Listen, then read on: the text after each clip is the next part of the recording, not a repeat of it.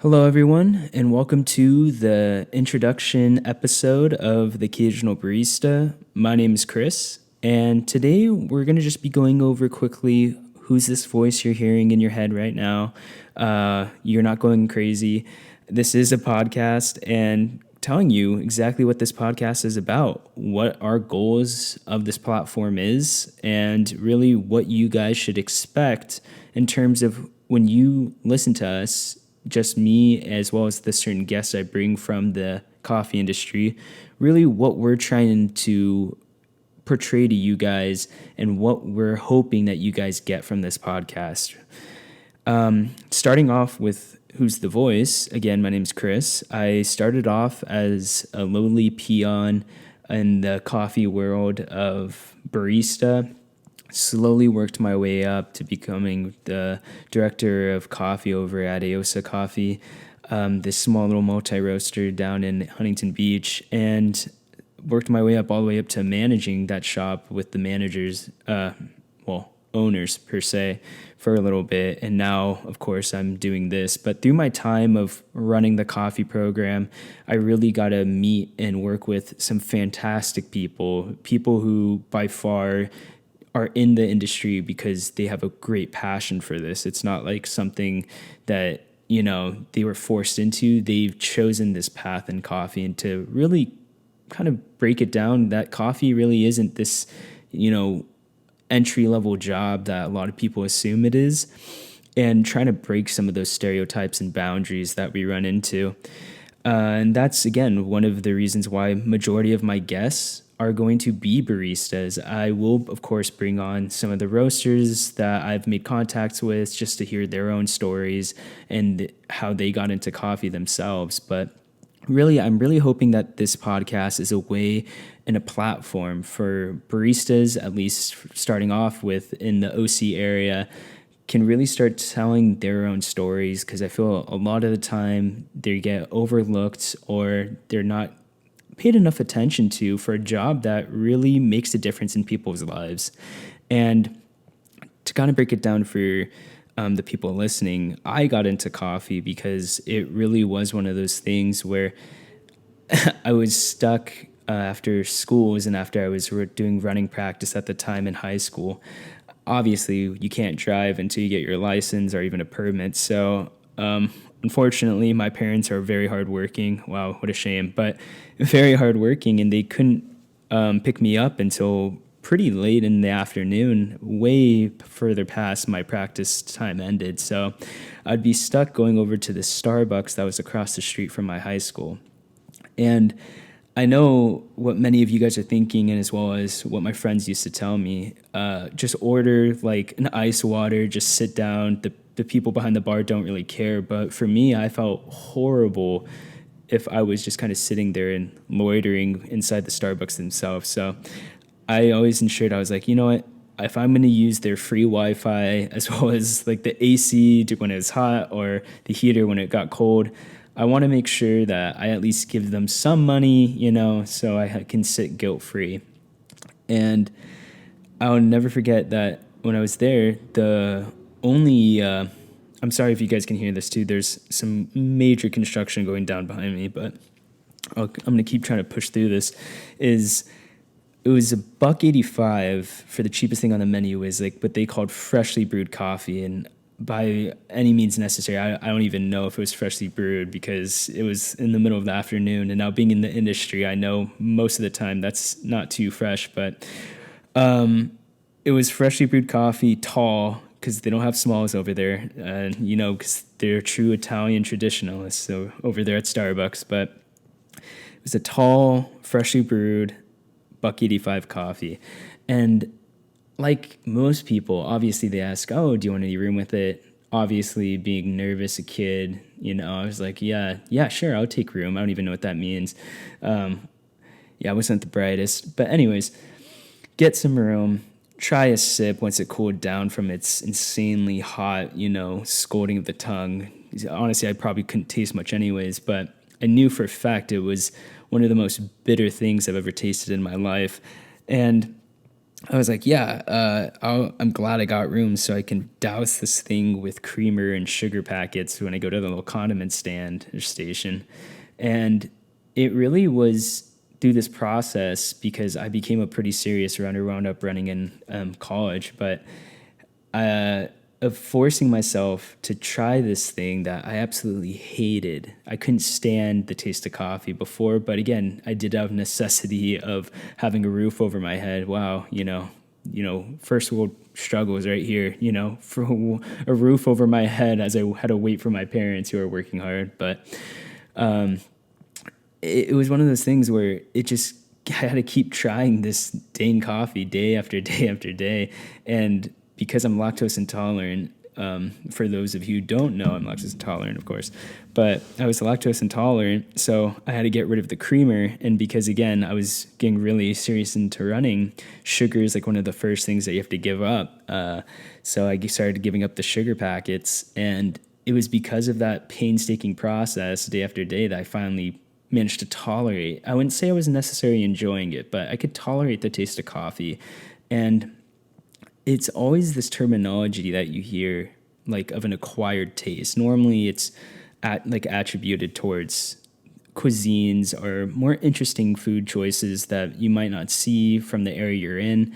But I always thought what a weird phenomenon, acquiring a taste. Like, you're going from this whole idea of it's something different, or after you tried it, something weird, not normal to your daily life or daily intake, or at least your palate's clearly not used to it.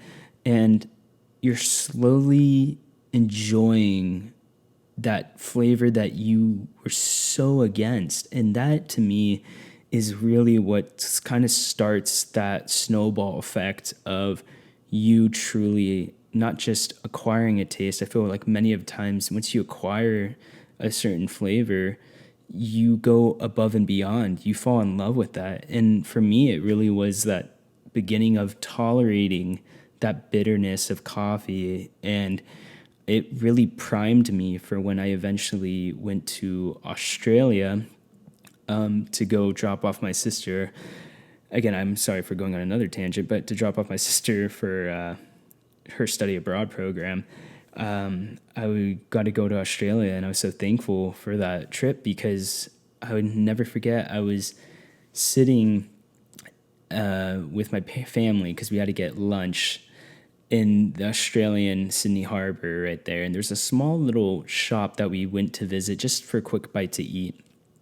And I was so proud of myself at that point because I was like, oh, I'm, sophomore, probably junior in high school, trying to, oh, I'm an adult now, I'm almost 18. And I am so mature that I can drink black coffee. So why don't I show my family how much I've grown? So I go, and after we eat, the waiter comes back and he's like, oh, is there anything else that you guys would like? Any like desserts or whatever? And obviously we're on a trip. Trips are all about food. Yeah, we'll take like a tiramisu or whatever. I don't even know what it was anymore. But I was like, I knew for a fact, I was like, I want a drip coffee, black. And I was like so smug, like the smuggest grin on my face as I was like, I'm an adult now. And I kid you not, I was in utter shock when the guy looked at me, dead face, like straight deadpan look, and he told me, what is a drip coffee? And I was like, what do you mean, what's a drip coffee? And I just started sitting there in my head thinking, I was like, is this guy messing with me? Like, I can't tell. And I was like, a regular coffee?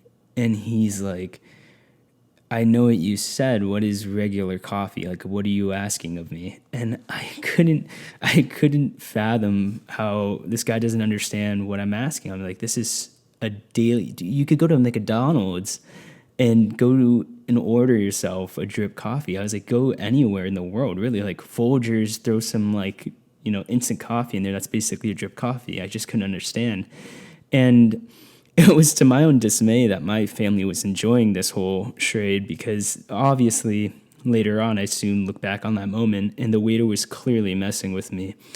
And we wind up on this agreement that I just want a coffee. And I'll never forget how he described it, because he says, oh, so you want a coffee without the blah, blah, blah.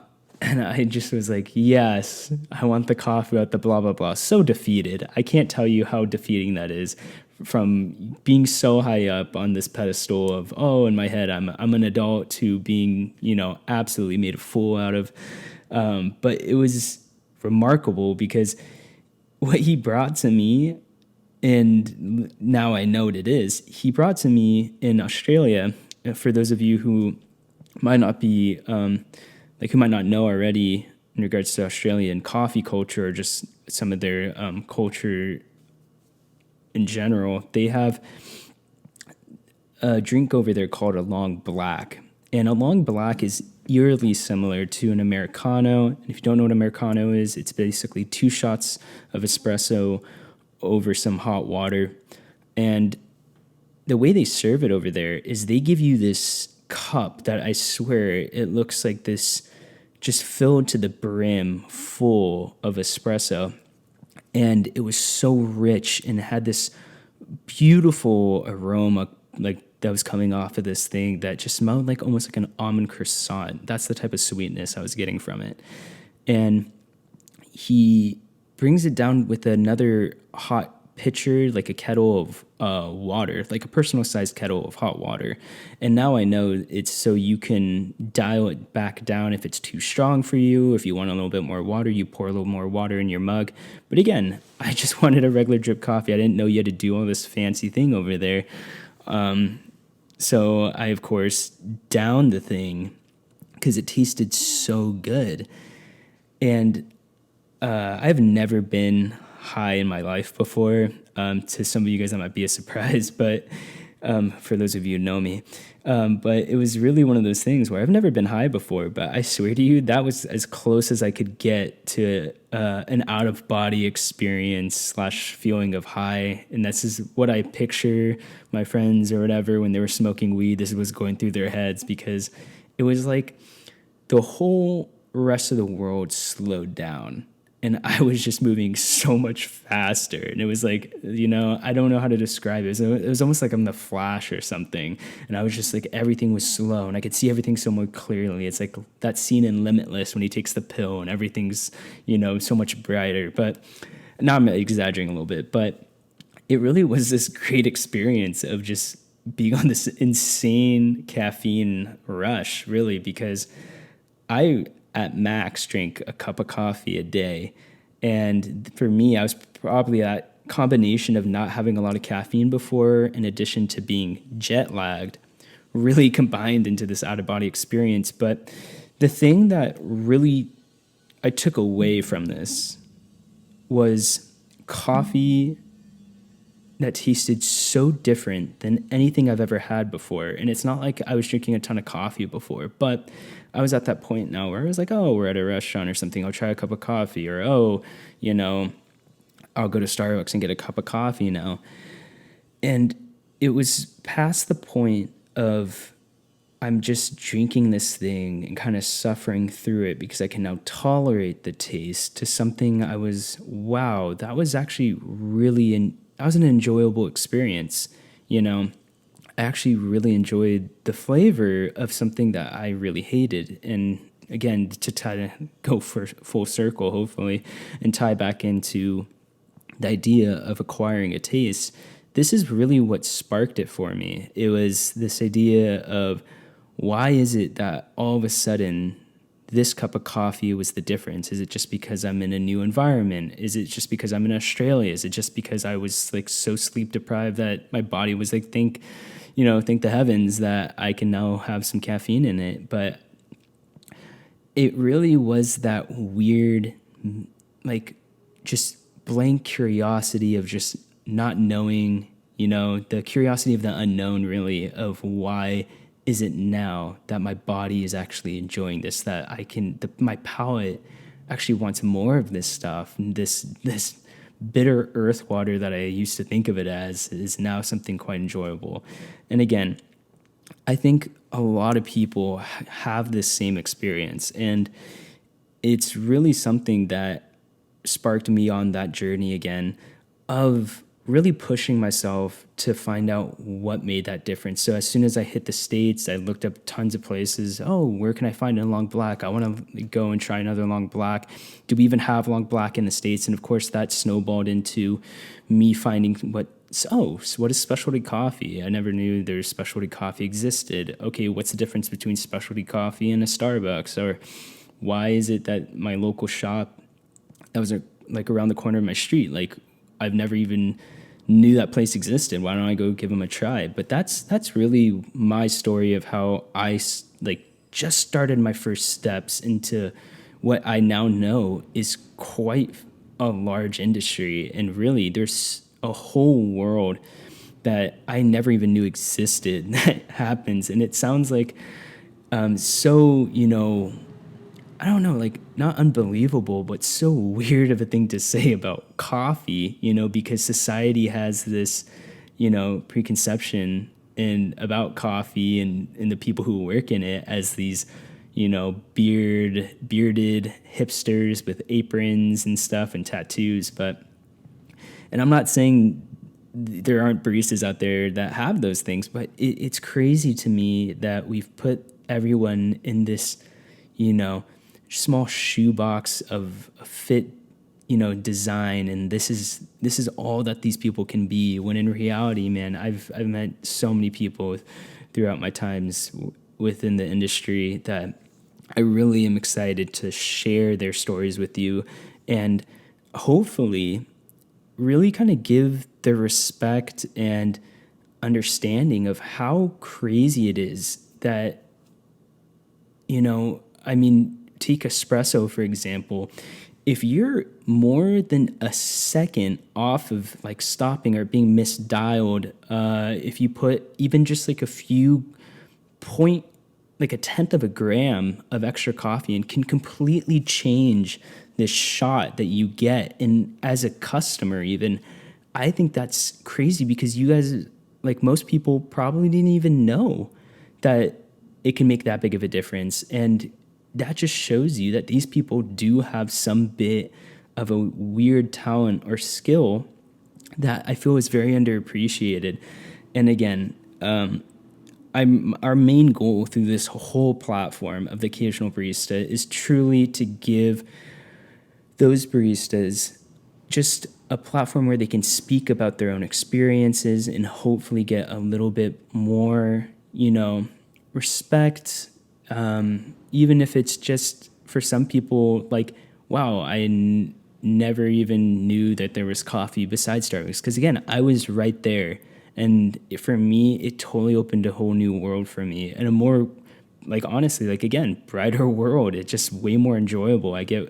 It's almost like if people get into wines or microbrews or beer and everything, it's honestly on the same wavelength as that same thought process. So I really hope that the main takeaway that you will get, and that most people will get through this podcast, is just maybe the next time you're in a shop, please do not be afraid to ask your barista questions, or really kind of challenge what you think of the coffee world as of right now. Like, really challenge yourself to put yourself out there, try something new, try a new drink. Always a great question to ask to baristas really is, hey, like, what's your favorite drink? And before they just say something, and why? Like, why is it your favorite drink? So I know going into it, this is what I'm expecting.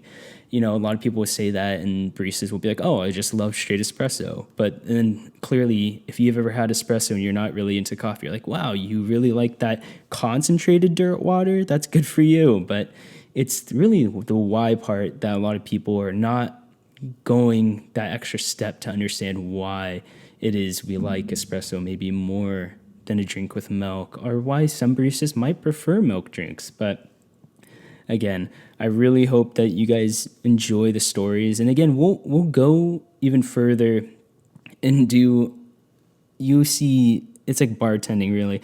You see so many different people from all walks of life as a barista, and trust me, there is plenty of the stories that you probably, think of when you think of working as a barista, and stories that you can't even imagine has happened. So I really hope you guys enjoy, and I'll try to keep these podcasts, recording these podcasts as close as I can to a weekly basis. But for any other news about when future episodes are coming out, or any more information about what the Occasional Barista is up to, please go follow us on Instagram at the Occasional Barista. We're getting the website up so you can go, and there'll be stories of even my story typed out for you there if you missed anything.